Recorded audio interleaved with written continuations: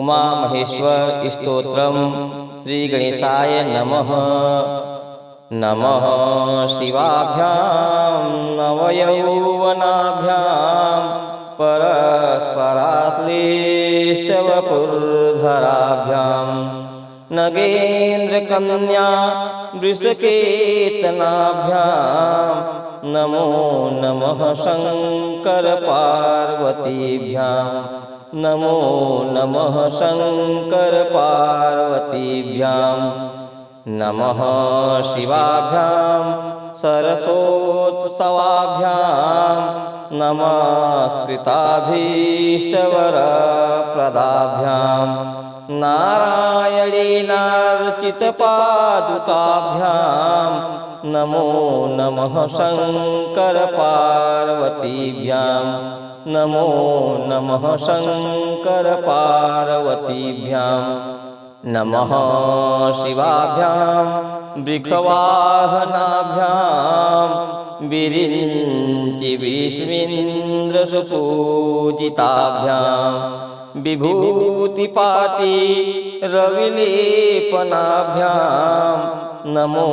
नमः शंकर पार्वतीभ्यां नमो नमः शंकर पार्वतीभ्यां नमः शिवाभ्यां जगदीश्वराभ्यां जगत्पतिभ्यां जय विग्रहाभ्यां जम्भारिमुख्यैरभिवन्दिताभ्यां नमो नमः शंकर पार्वतीभ्यां नमो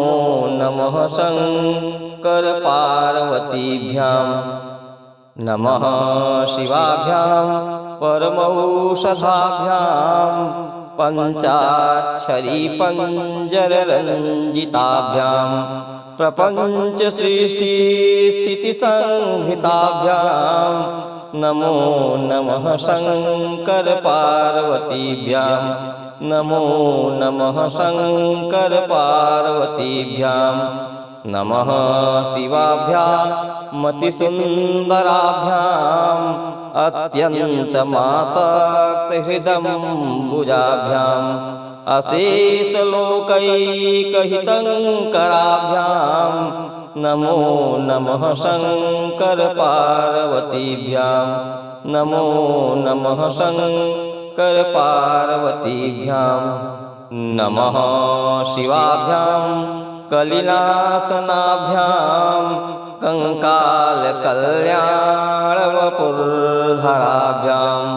कैलासशैलस्थितदेवताभ्यां नमो नमः शंकर पार्वतीभ्यां नमो नमः शंकर पार्वतीभ्यां नमः शिवाभ्यां मशुभापहाभ्यां अशेषलोकैकविशेषिताभ्याम् अकुण्ठिताभ्यां स्मृतिसंभृताभ्यां नमो नमः शंकर पार्वतीभ्यां नमो नमः शंकर पार्वतीभ्यां नमः शिवाभ्यां रथवाहनाभ्यां रविन्दुवैश्वानरलोचनाभ्यां राकाशशाङ्का भमुखाम्बुजाभ्यां नमो नमः शंकर पार्वतीभ्यां नमो नमः शंकर पार्वतीभ्यां नमः शिवाभ्यां जटिलन्धराभ्यां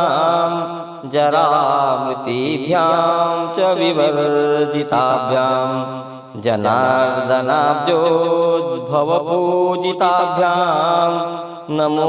नमः शंकर पार्वतीभ्यां नमो नमः शंकर पार्वतीभ्यां नमः शिवाभ्यां विषमेक्षणाभ्यां बिल्वच्छदामल्लिकदामभृदभ्यां शोभावती शान्तवतीश्वराभ्यां नमो नमः शंकर पार्वतीभ्यां नमो नमः शंकर पार्वतीभ्यां नमः शिवाभ्यां पशुपालकाभ्यां जगत्त्रयीरक्षणबद्धहृदभ्यां समस्तदेवा सुरपूजिताभ्यां नमो नमः शंकर पार्वतीभ्यां नमो नमः शंकर पार्वतीभ्यां स्तोत्रं त्रिसन्ध्यं शिवपार्वतीभ्यां भक्त्या पठेद्वा दशकं नरो यः स सर्वसौभाग्यफलानि भुङ्क्ते शतायुरान्ते शिवलोकमेति शतायुरान्ते शिवलोकमेति। श्री शंकराचार्य कृत उमा महेश्वर स्तोत्रम आद्य गुरु शंकराचार्य रचित उमा महेश्वर स्तोत्र संपूर्णम्।